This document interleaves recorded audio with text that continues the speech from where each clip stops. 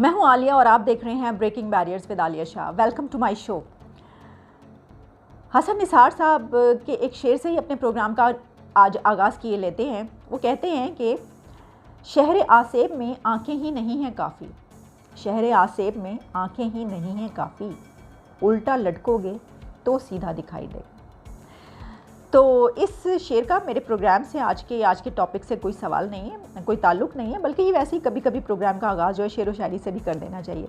जनाब, आज का जो टॉपिक है वो बड़ा अहम है, क्योंकि आर्मी चीफ़ की तरफ से एक ब्रीफिंग दी गई और पार्लियामेंट की दो जो कमेटीज़ हैं, कश्मीर और डिफेंस कमेटी, वहाँ के लोग वहाँ पर पहुँचे, ये पॉलिटिशियंस, और वहाँ पर GHQ में उनको जो है ये ब्रीफ़ किया गया। इसके हवाले से जैसे ही मीटिंग हुई थी उसी वक्त या उससे अगले दिन मैंने एक वीडियो बनाकर इसकी जो उस वक्त तक तफसीलात आई थी मैंने आपको बताई थी कि भाई ये एक नेशनल कंसेंसस और ये सारी चीज़ें चल रही हैं इस हवाले से, जो सबको बना के पाकिस्तान की सिक्योरिटी की सिचुएशन उस पर ब्रीफ़ किया गया। अच्छा, आप जानते हैं इस तरह की मीटिंग्स की जो तफसीलात होती हैं वो आहिस्ता आहिस्ता बाहर आती हैं। जिस तरह पहले बहुत सारी मीटिंग्स हुई उस पर भी हमने आपको तमाम जो है वो ब्रीफ़ किया, तो अब इसकी तफसीलात भी बाहर आ रही हैं। वैसे तो हर मरतबा ये कहा जाता है कि उस तरफ से ये कहा गया कि ये बातें हमारे और आपके बीच हैं और इनको बाहर नहीं निकलना चाहिए, लेकिन आप जानते हैं जो पॉलिटिशियंस जाते हैं उनके अंदर तो कोई बात नहीं रहती, वो बता देते हैं भाई अगर अभी तो आप एक आदमी को कोई अपना एक सीक्रेट बताएं तो वो बात भी तीसरे आदमी तक पहुंच जाएगी। तो जहां आप 10, 15, 20, 25, 30, 40 लोगों को कोई बातें बता रहे हैं तो ये कैसे मुमकिन है कि ये कैसे एक्सपेक्ट किया जा सकता है कि वो बात बाहर ना निकले। तो फिर हो ये रहा है कि बहुत सारी इसके ऊपर बातें की जा रही हैं, यानी जितने मुंह उतनी बातें। तो हमने सोचा कि हमारे पास भी एक मुंह मौजूद है तो क्यों ना थोड़ा सा ज़रा हम भी इस पे बात कर लें। बल्कि हम तो जो लोग इस पे कुछ तनकीद कर रहे हैं, कुछ बड़ी तारीफ़ भी करें, तो जो तनकीद करें हम तो उनको कहेंगे कि भाई ये तनकीद क्यों कर रहे हैं, उन बातों का भी जवाब देते हैं हम। बड़े अहम टॉपिक्स डिस्कस हुए इसमें। कौन से टॉपिक से मैं आगाज़ करूं, कौन से पॉइंट से? देखिए, सबसे पहले आगाज़ करते हैं कि वो बात जो कि जनरल साहब की तरफ से कही जा रही है कि कही गई, ज़रा ये बता रहे हैं, जिस पे कि मैं मुकम्मल तौर पर उनके साथ हूँ और मैं समझती हूँ मैं उसको सेकंड कर रही हूँ और 110%। उन्होंने ये जो बात कही गई वहाँ पर कि ये जो तालिबान के आने पर शादियाने बजाए गए हैं, ये सेलिब्रेशन जो की गई है, ये जो ढोल ढमक्के बजाए गए हैं, ये जो मिठाइयाँ खाई गई हैं, तो इसकी क्या ज़रूरत थी? क्या इस मामले को जो है एक सोबर तरीके से लेकर हम नहीं चल सकते थे? यानी पूरी दुनिया को जो है ये दिखाने की, ये बताने की, ये क्यों किया गया कि सेलिब्रेशन की गई और बहुत ज़्यादा जो है खुशियाँ मनाई गई? इसके ऊपर हम देखते रहे, ट्रेंड्स चलते रहे उनके हक़ में, तालिबान हमारे बाप हैं। इसके अलावा मिठाइयाँ वाकई बाँटी गई। और तो साथ में ये भी कहा वहाँ पे बात हुई कि दरअसल जो पूरा इंडियन मीडिया था वो इसको लेकर दिन रात जो है वो एक प्रोपेगेंडा करता रहा और पूरी दुनिया को ये बताने की कोशिश करता रहा कि देखिए पाकिस्तान में मिठाइयाँ खाई जा रही हैं, यहाँ पे सेलिब्रेशंस हो रही हैं, तालिबान के आने पे भंगड़े डाले जा रहे हैं, लुडियाँ डाली जा रही हैं, क्योंकि ये जो हैं ये दहशतगर्दों का साथ दे रहे हैं और इन्होंने उनका साथ दिया, इन्होंने उनको सपोर्ट किया। तो इंडियन मीडिया दिन रात जो है वो टेलीविज़न प्रोग्राम्स पर यही जो है एक राग अलापता रहा और पाकिस्तान के ख़िलाफ़ ये सब कुछ इसलिए करता रहा क्योंकि वो दुनिया को ये बताना चाह रहा था कि देखिए जो पाकिस्तान है वो उनको सपोर्ट कर रहा है और उनकी वजह से जो ये सब कुछ हुआ है वो उनको लाने वाले हैं ये सब। तो ये कहा गया कि भाई ये सेलिब्रेशंस जो हैं ये करने की क्या ज़रूरत थी। तो बल्कि यहाँ ये भी बात हुई कि ये जो सेलिब्रेशंस हुई हैं ये भी दरअसल इंडिया की तरफ से, इंडिया के लोगों ने ही की हैं, ये भी उन्हीं की तरफ से भारतीय मीडिया ये करता रहा है और जो ट्रेंड्स चलते रहे हैं वो भी उन्हीं की तरफ से चलते रहे हैं, वो इसलिए कि ताकि पाकिस्तान को जो बुरा साबित करने की कोशिश की जाए। तो मैं ये सोची थी कि अगर सब कुछ उन्हीं की तरफ से हो रहा है तो फिर तो जाहिर है कि हम अपने लोगों को ये नहीं कह सकते कि आप सेलिब्रेशन क्यों कर रहे थे, जब सेलिब्रेशन भी वो कर रहे थे और प्रोपेगेंडा भी वो कर रहे थे। लेकिन ये तो हम जानते हैं ना कि पाकिस्तान के जो है वो एक बहुत बड़ा माइंडसेट ऐसा है। आप कुछ लिख कर देखिए, आप कुछ मीडिया पे बात तो कीजिए तालिबान के ख़िलाफ़। जब हम करते हैं एक पूरी फ़ौज ज़फ़र मौज आती है पाकिस्तानियों की नीचे नौजवानों की और वो आके जो है वो आपकी वो क्लास लेते हैं जिससे उनकी दिली मोहब्बत दिखती है कि वो कितने करीब हैं दिल से और वो भी वैसी शरीयत चाहते हैं, वो कितना ज़्यादा तालिबान को जो है अपने करीब समझते हैं दिल के। तो ये तो है, लेकिन बहरहाल इस बात पर जो है हम मुकम्मल तौर पर उनके साथ हैं कि ये जो सेलिब्रेशंस हुई हैं ये नहीं होनी चाहिए थी। अब जिस तरफ से भी हुई हैं, इस तरफ से हुई हैं या उस तरफ से। अच्छा, एक और बात जो की गई इसमें पॉलिटिशियंस जो थे वहाँ पर मौजूद, उनकी तरफ से शायद ये सवाल किया गया कि जनाब ये जो कश्मीर की पॉलिसी है ये कोई बदल गई है, मतलब कश्मीर जो है वो बस चला गया, दे दिया, इस पे जो है कुछ नहीं होगा अब, क्या हम इसको समझें? तो एक तो ये कि मुझे लगता है कि हमारे जो पॉलिटिशियंस बड़े भोले हैं, इतने भोले बादशाह हैं, मतलब वो ये पूछ रहे हैं अच्छा पॉलिसी जो है वो उनसे पूछ रहे हैं और ये पूछ रहे हैं कि कुछ, मतलब उनको पता ही नहीं कि क्या हुआ है। जो 370 का सारा मामला हुआ है तो जैसे उनको तो कुछ पता ही नहीं कि जनाब कि अब आप कुछ कर सकते हैं, आप जो हैं या वो ये उनको कह रहे हैं कि जंग करें। भाई आपने जंग नहीं करनी, जंग से लेना, ये क्या कर रहे हैं। तो उन्होंने ये जो उस तरफ से जवाब आया, जो ज़राए बता रहे हैं कि भाई ये जो मामला है ये एक अच्छे तरीके से लेकर चलने की ज़रूरत, जिसमें डायलॉग की ज़रूरत है। इस मामले को फ़हम फरासत से हल करने की ज़रूरत है, क्योंकि ये वो दौर नहीं है कि जिसमें जो है ये भी अच्छा नहीं लगता जो कश्मीरी जवान हैं, कश्मीरी नौजवान वहाँ पर जहाँ वहाँ को वहाँ पे अपनी जानें दें। दोनों तरफ के, दोनों मुल्कों के जो फ़ौजी हैं वो अपनी जानें दें, कश्मीर में जो नौजवान हैं वो अपनी जानों से जाएँ। तो क्या ये अच्छी बात है, क्या ये सही है? तो इससे बेहतर नहीं है कि एक अफ़हाम व तफ़हीम या ये कि एक जो डायलॉग का मामला है, जो इस तरह की बात है, तो इसमें जो है इसको इस तरीके से हल करने की ज़रूरत है। ये उस तरफ से जो ये कहा गया। अच्छा, ये एक वही स्टैंड है, अगर आपको याद हो कि कुछ अर्सा पहले जो उन्होंने एक लंबी चौड़ी तकरीर की थी जिसमें उन्होंने ये कहा था कि बड़ा आगे बढ़ के कहा था कि हम बजट, दिफाई बजट भी कम कर रहे हैं और साथ में जो है हम वो जो हम LOC का मामला है उस पर भी सीज़ फायर। तो उस वक्त ये भी कहा गया था कि दुबई शामिल है और बातचीत हो रही है, तो सीज़ फायर हो गया LOC पर। तो ये वही एक हमें स्टैंड नज़र आ रहा है। अच्छा, एक जो कुछ लोग जो हैं इस बात पर तनकीद करें कि भाई देखिए, पॉलिसी बनाने वाले हुकूमत होती है, पॉलिटिशियंस होते हैं, और पॉलिटिशियंस जो हैं वो फ़ौज से ये पूछ रहे हैं कि कश्मीर पर क्या पॉलिसी तब्दील हुई है। तो बड़ी इसके ऊपर जो है लोग जो है वो इसके ऊपर तनकीद करते हुए नज़र आ रहे हैं कि भाई क्या ये पॉलिसी जो है ये फ़ौज बनाती है, तो इसका मतलब है ये फ़ौज हुकूमत कर रही है, हुकूमत में फ़ौज है जो उससे ये सवाल किया जा रहा है, ये तो हुकूमत का काम है। तो वो उनसे पूछ रहे हैं। तो मैं ये जवाब दूँगी इसका कि ये पॉलिटिशियंस वही है ना जो इलेक्शन वाले दिन फ़ोन करके कहते हैं कि जनरल साहब हम जानबूझ के मुझे हराया जा रहा है इलेक्शन में, तो मैं ये बात जो है बर्दाश्त नहीं करूँगा, और फिर वो जीत जाते हैं।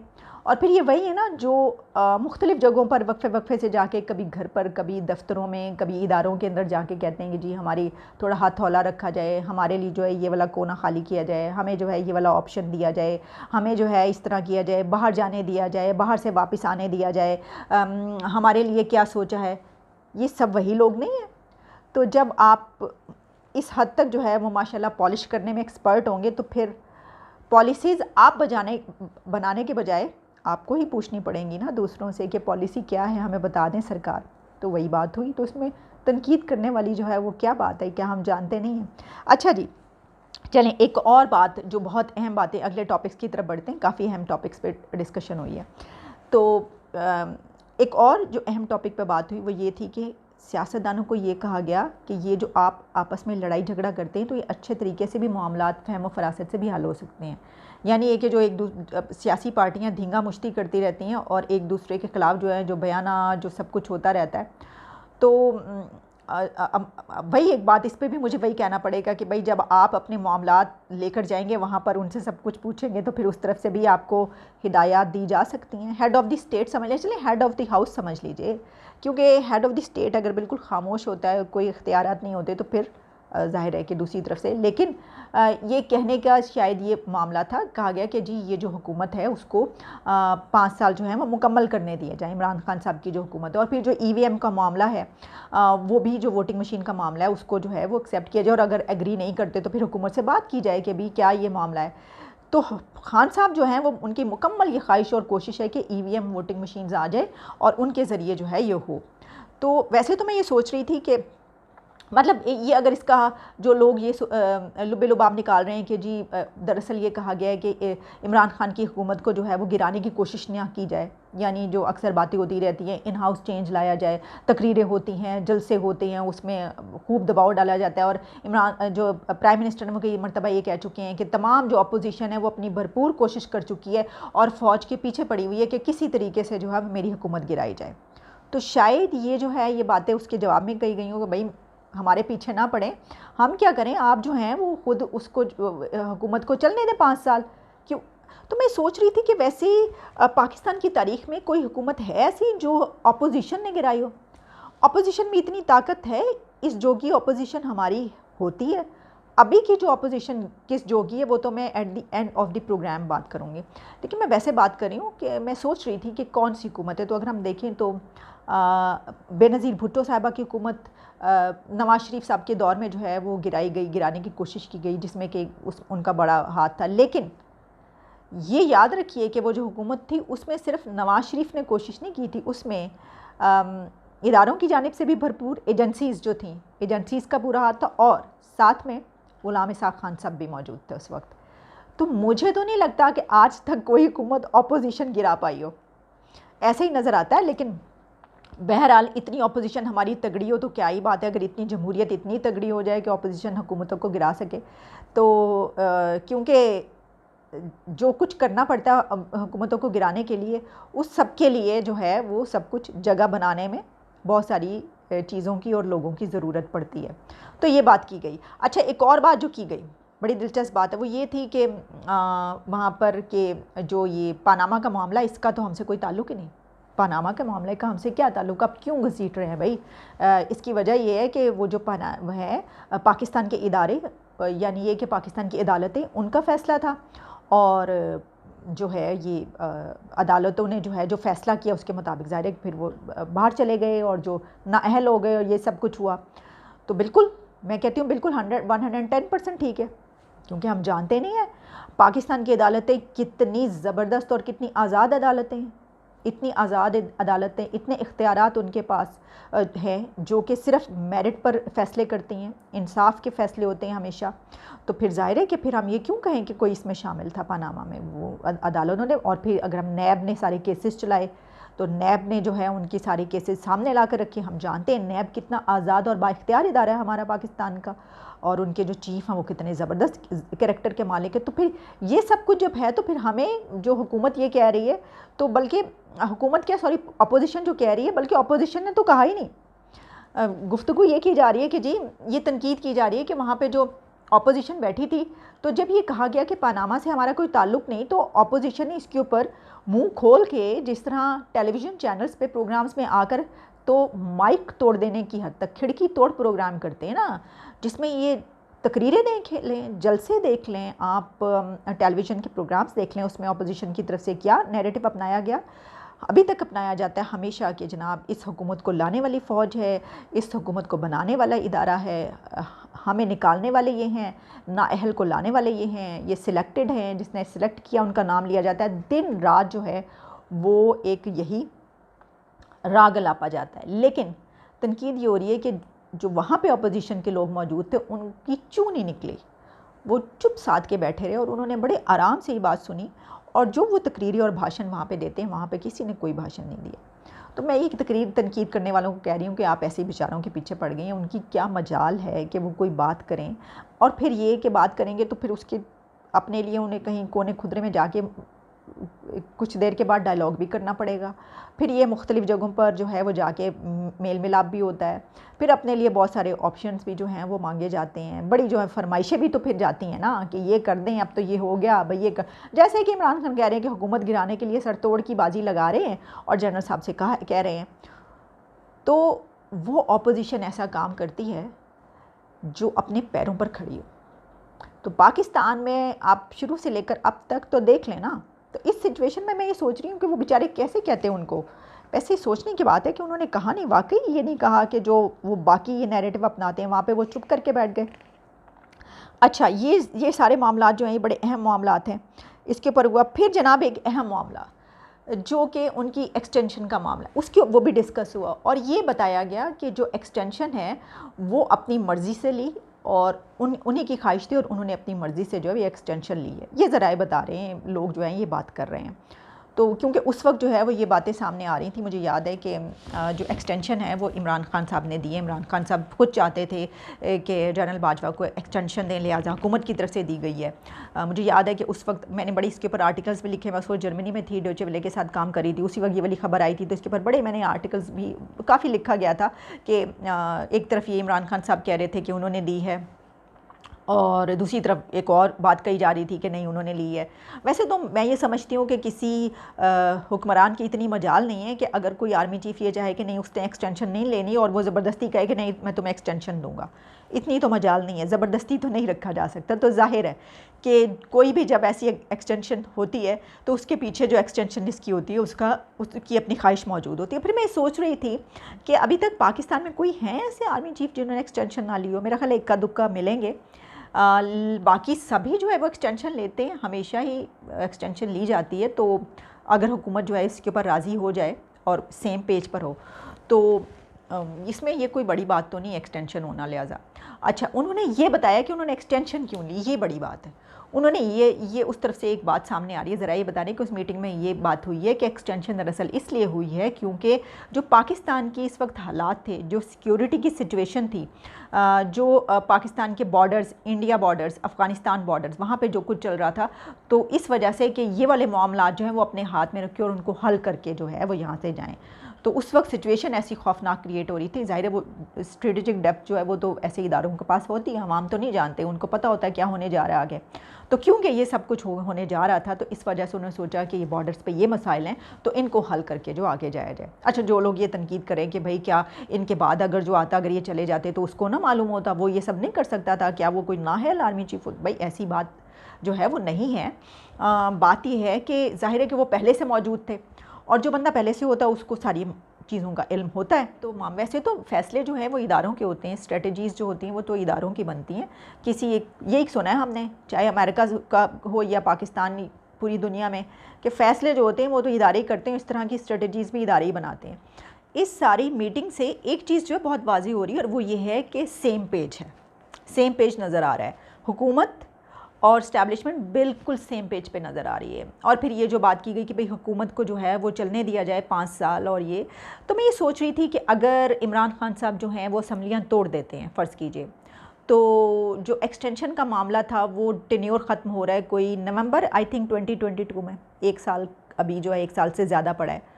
तो अगर वो इसी दौरान असम्बलियाँ तोड़ देते तो फिर जो नेक्स्ट इलेक्शन होंगे वो इसी दौरान होंगे और उस वक्त भी जो है वो यही आर्मी चीफ मौजूद होंगे। तो फिर इसका मतलब ये हुआ कि अगर असम्बलियाँ टूट जाती, यानी ये कि अगर इमरान खान साहब कोई भी ऐसा फ़ैसला करते हैं और हुकूमत ख़त्म हो जाती है तो फिर वैसे तो इलेक्शन अगला होने में काफ़ी टाइम लगता है, अनाउंसमेंट होती है, फिर काफ़ी उसकी तैयारियाँ की जाती हैं।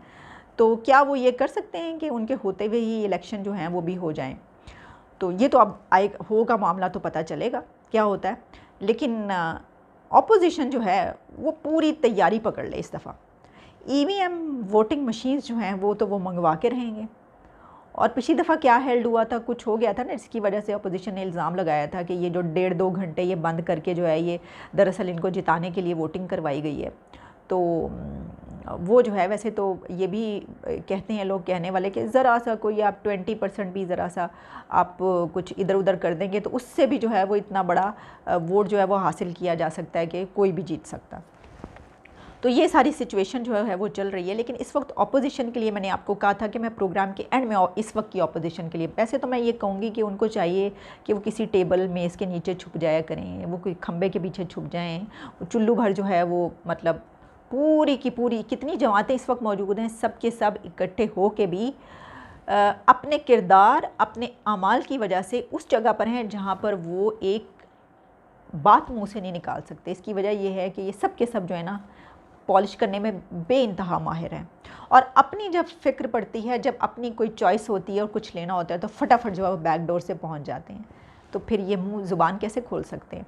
अच्छा, जो इस वक्त सिचुएशन है ना, मैं एक पढ़ी थी, एक जगह पर एक आया हुआ था, सलमान हैदर जो है वो बड़े अच्छे शायर हैं, उनकी तरफ से जो है वो एक उसके नीचे नाम उनका लिखा हुआ था कहीं। वैसे तो देखिए वो चीज़ें जो चलती रहती है व्हाट्सएप ग्रुप्स में ही सब कुछ बहुत आता है, मुझे बड़ा अच्छा लगा, मैंने कहा कितनी अच्छा ही मजमून लिखा हुआ है। तो एक शरारतन जो है इसको हम ऑपोजिशन पर लगा देते हैं कि ऑपोजिशन की इस वक्त जो सिचुएशन है तो उस पर अगर ये बात उससे जोड़ी जाए तो बिल्कुल ठीक होगा। ये मैं आपको बताती हूँ कि क्या लिखा है उन्होंने। वो लिखते हैं, जनाब के जो बाइडेन के दफ्तर के नंबर फ़ोन बजा और उसने उठाया तो दूसरी तरफ जो साहब थे उन्होंने कहा कि मैं बूरे वाला ज़िला विहाड़ी सूबा पंजाब से खुदाबख्श बोल रहा हूँ और फ़ोन ये बताने को किया है कि हम तुम पर हमला करने आ रहे हैं। बाइडेन ने कहा कि हमला तो कर लो लेकिन तुम्हारे पास फ़ौज कितनी है? तो खुदाबख्श बोला कि 8 लोग हैं, मैं हूँ, मेरा बेटा अल्लाह बख्श है, हमारा हमसाया नज़ीर है और 5 खिलाड़ी हैं हमारी कबड्डी टीम की। बाइडेन ने कहा सोच लो, मेरे पास 10 लाख फ़ौज है। खुदाबख्श ने कहा अच्छा चलो मैं कल फ़ोन करता हूँ तुम्हें, फिर बताता हूँ। अगले दिन फिर फ़ोन किया। अल्लाह बख्श ने कहा कि हमने मशवरा किया है कि हमला तो हम करेंगे, ये तो तय है, लेकिन क्योंकि हमने तो जंग का सामान, असलहा वगैरह सब इकट्ठा कर लिया, इसलिए हमला तो हम करेंगे। तो बाइडन ने कहा कि क्या सामान है तुम्हारे पास? तो खुदाबख्श ने कहा कि मेरे पास 2 नाली बंदूक है, नज़ीर के पास 12 बोर है और मेरे बेटे का गधा है, और हमने ट्रैक्टर मांग लिया साथ वालों से। उन्होंने अपनी तैयारी बता दी जनाब अल्लाह बख्श ने। बाइडन ने कहा कि मेरे पास 16,000 टैंक हैं, 24,000 बख्तरबंद हैं और 10,000 जहाज़ हैं। खुदाबख्श ने कहा अच्छा, मैं कल फ़ोन करूँगा। फ़ोन दोबारा बंद हो जाता है जी। अब अगले दिन फिर फ़ोन आता है। फिर फ़ोन आया तो खुदाबख्श ने कहा हमने सोचा है कि जंग मुलतवी कर दी जाए। बाइडन ने पूछा क्या हुआ? तो खुदाबख्श ने कहा कि तैयारी तो हमारी पूरी है, तैयारी तो हमारी पूरी है, लेकिन कल डेरे पर बैठे हम बात कर रहे थे तो नज़ीर ने कहा कि डेरा छोटा है, 10 लाख कैदी हम नहीं रख सकते। तो ऑपोजिशन को चाहिए कि मेज़ के नीचे घुस जाएं या कहीं और जाके छुप जाएं, और उनकी सिचुएशन जो है ना वो इस वक्त यही नज़र है। ये बड़ी तकरीरें, जलसे, सब कुछ चल रहा है, लेकिन असल में उनके पास भी 10 लाख कैदी रखने के लिए जगह नहीं है। इजाज़त दीजिए, दोबारा मुलाकात होगी। Good bye.